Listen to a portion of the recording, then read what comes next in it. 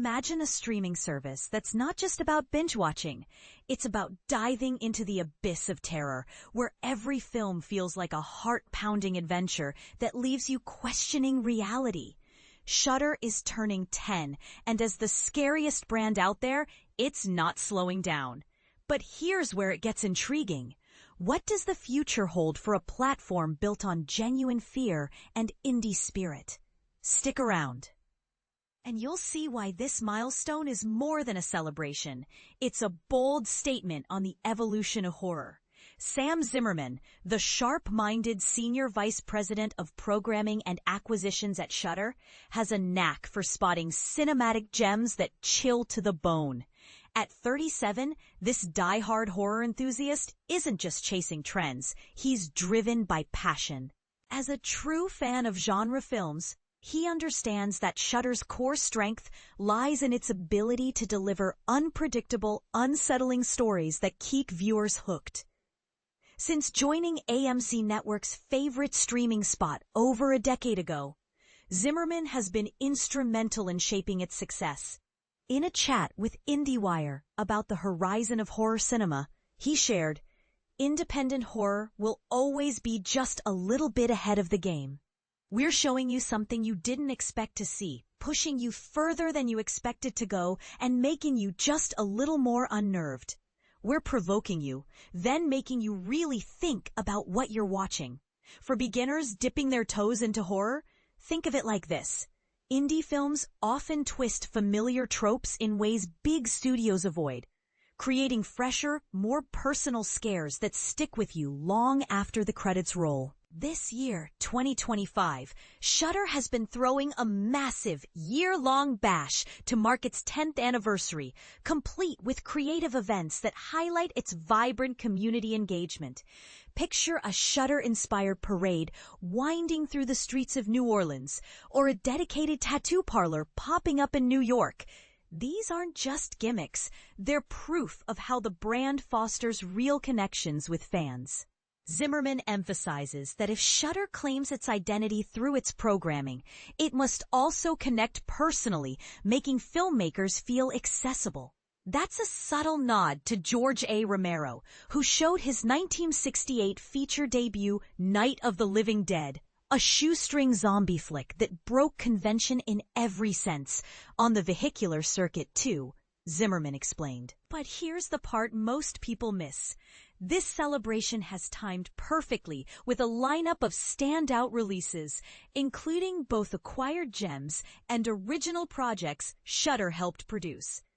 Take the theatrical run of Ben Leonberg's Good Boy, which is cruising into its third weekend and holding steady at the box office. This canine romp ranks as Shudder's second highest earner, just behind last year's Late Night with the Devil. For Halloween, Zimmerman is once again hosting Shudder's famous recommendations hotline. But the summer brought its own thrills. Sean Byrne's shark-laden Dangerous Animals was screened on actual boats for lucky audiences, and Eli Craig's blockbuster Clown in a Cornfield hit drive-ins early before a wider release through RLJE Films. His spirit was fiercely independent, and if you look at classic and contemporary horror, the divide was Night of the Living Dead, said Zimmerman. The film kicked off what contemporary horror style is, something that's more naturalistic, gorier, grittier, bleaker. And that production was the definition of independent and regional. It was a group of 10 people who decided to do it themselves with the money they'd made from their own advertising business. Romero's independent streak, even as his fame grew, often limited his financial success, but Shudder's decade-long triumph among horror aficionados shows that his authentic approach can thrive in today's market. Zimmerman also points to 1974's The Texas Chainsaw Massacre as a genre cornerstone. Watching his own platform flourish, he draws inspiration from major studio films with indie roots, like The Exorcist or Rosemary's Baby, when scouting new talent. People might peg Clown in a Cornfield as a studio-style horror movie because it's pretty broad-leaning, but I think director Eli Craig and novel author Adam Cesare have a truly skillful sensibility to what they do, Zimmerman noted. They land their gags and their kills. Even if you call it a teen slasher, it goes a lot further than most teen slashers. It's what we wish teen slashers would do, and that's imbuing more of that independent sensibility into their film. To clarify for newcomers, teen slashers are horror subgenres featuring young characters facing deadly threats, but Shudder's picks often add depth, like psychological twists or social commentary, making them stand out. Navigating this web of influences might feel overwhelming if you're not versed in horror history or classic teen films. But Shudder's leadership stays dedicated to building bridges with fans, positioning themselves as approachable experts in indie horror. It should never feel exclusive, Zimmerman insists. That's something I try to say to everyone on the team. The tone should never be, "I can't believe you haven't seen that." It's got to be tea. I'm so excited for you to see that. That's the world we want to live in.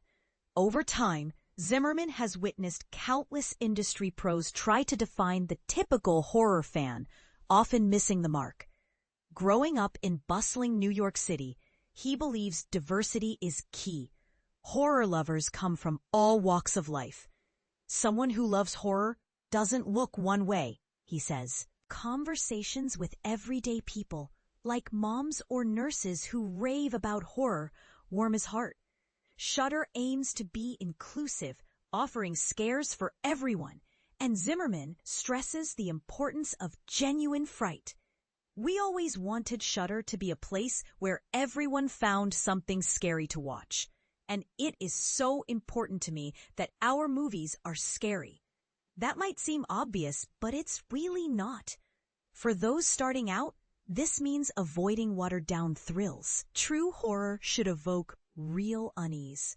On the global front, Zimmerman sees a booming renaissance in J-Horror, exemplified by Yuta Shimotsu's Best Wishes to All, released via Shudder this year. As a millennial born in 1988, he's part of the generation shaping U.S. horror decisions. Many discovered the genre through Hollywood adaptations of Japanese classics, fostering a comparative view of world cinema. Now Shudder fuels that exploration with its enthusiasm for Asian horror.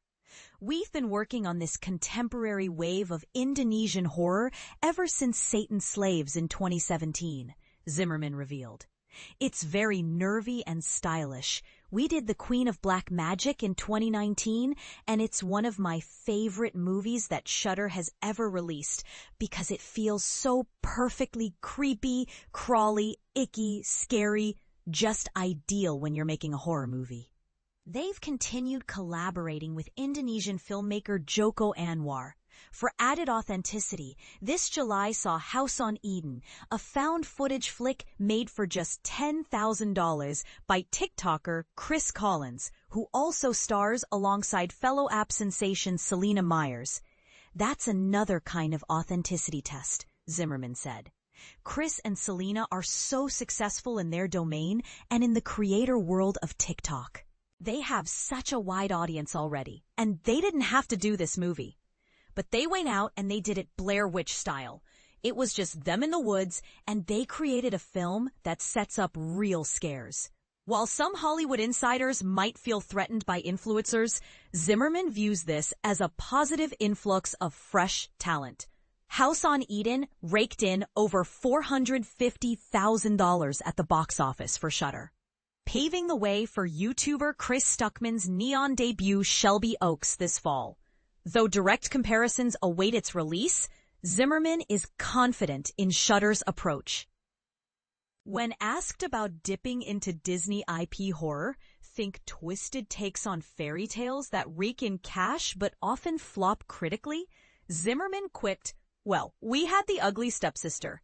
This Norwegian filmmaker Emily Blickfeldt's dark Cinderella retelling recouped its costs and garnered strong Sundance buzz, thanks to Shudder's SVP of Acquisitions and Productions, Emily Gatto. If you can take a thing that's recognizable and then take it to a horror space, it is original. Zimmerman explained, Emily announced herself with such a bold vision. I'm always excited to see where the new voices are coming from, whether they're reinvigorating a landscape or introducing us to something completely new. This progress extends to divisive premieres like Chris Nash's In a Violent Nature at Sundance last year. Zimmerman, blending theatrical and streaming worlds, even snuck a phone audio recording of the audience reacting to a notorious ultraviolet death scene dubbed the Yoga Kill, capturing the wild ride. It's fun to razz him a bit, he admitted. Chris made a very skillful film with In a Violent Nature, but you also want to bring that type of horror movie to places with an air of prestige. It builds good word of mouth. I don't think you have to choose, really. But when you get the opportunity with a festival like Sundance, you don't pass it up if you've got the right movie. And this is the part that might spark debate. Is mixing low-budget grit with high-profile festivals elevating horror or diluting its raw edge? Do you think Shudder's strategy blurs lines in a way that benefits the genre, or does it risk mainstreaming its rebellious roots? Shudder's Whirlwind 2025 anniversary isn't just a party. It's a memorable stamp on the horror landscape, blending highbrow and lowbrow elements like an unforgettable axe blow. More frenzy than formality, it's the kind of bold move needed to remain the ultimate hub for indie horror's rising stars. Fear unites us in a lot of ways, Zimmerman concluded.